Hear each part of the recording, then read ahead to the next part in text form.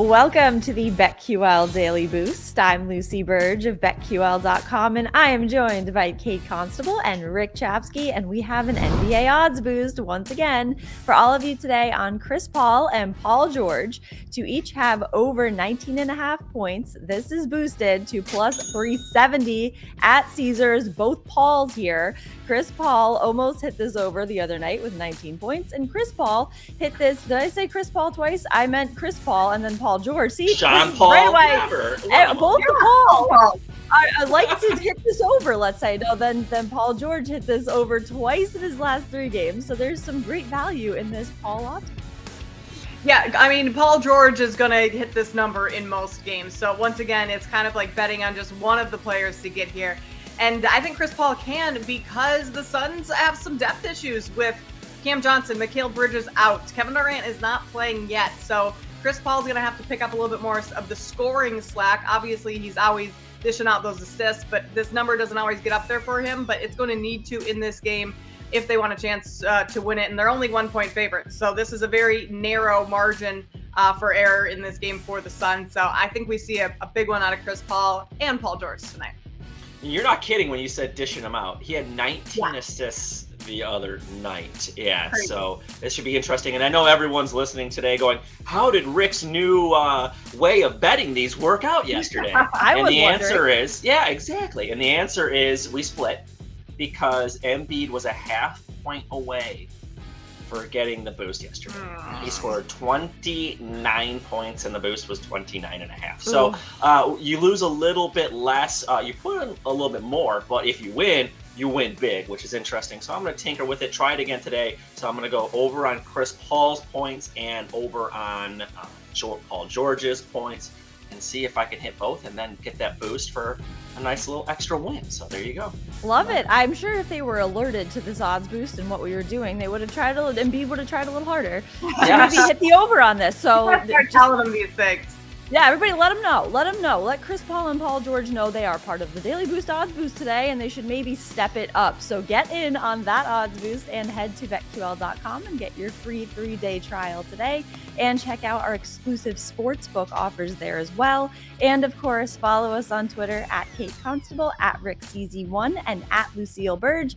Our favorite bets today, I'm sticking with the NBA. I'm going Wizards plus 3 against the Timberwolves. So the Timberwolves are 29-31 against the spread this season, 17-15 against the spread at home, while the Wizards 16-17-2 against the spread as the road underdog, and 27-27-3 against the spread in total this season. But the Wizards have covered the spread in their last 6 matchups against the Timberwolves, including a 142-127 victory over Minnesota in November. Washington is also 16-13-2 against the spread on the road this season, and I think they will cover this one against the Timberwolves tonight. And it was kind of surprising to see that record against them in their last meeting. So I was like, yeah, getting in on the Wizards here. Wizards plus 3. Yeah, and Wizards are coming off of a win as an underdog against the Blazers the other night. Exactly. So I like it. 2 in a row for Washington.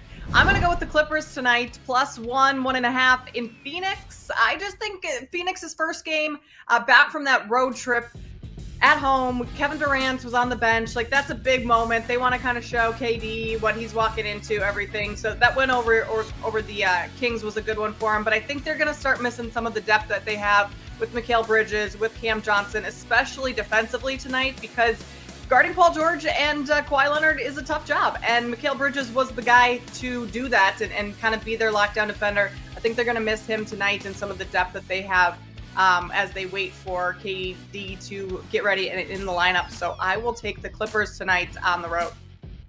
And last day before the All-Star break for that team as well. And I was reading all these articles, and it's just like, they just want to get to the break, get KD healthy, and get him back. So that's a good play today. I'm going college basketball, and this is just a fade a really bad team play. And I'm going to take Robert Morris minus 15 against Green Bay. Green Bay scoring 59 points per game, 362nd in all of college basketball. And you're saying, okay, maybe they play slower games. They allow 75.9 points per game, which is 333rd in all of college basketball. So when you're giving up 300s and you're only scoring in the 300s, you're not a very good team. And so that's why I'm going to fade Green Bay. The last time these two teams faced, I think I made it by play, and it was 72-38. Oh my God. Green Bay scored 38 points in that game. And That's 6 horrible. times this year, Green Bay has failed to score 50 points. They've Wow. already fired their head coach. There's only 1 week left in the season. They're ready for break. Yeah. You're talking about the Phoenix Suns ready for a break. You know Green Bay is ready for the break. Khalil Spears leads Robert Morris, league-leading 6 double-doubles. So give me Robert Morris against the Green Bay. Who? Green Bay. Not the Packers. Kate knew it. What is it?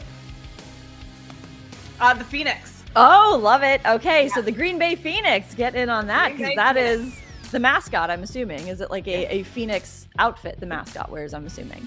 Oh yeah, big bird Love with that. flames.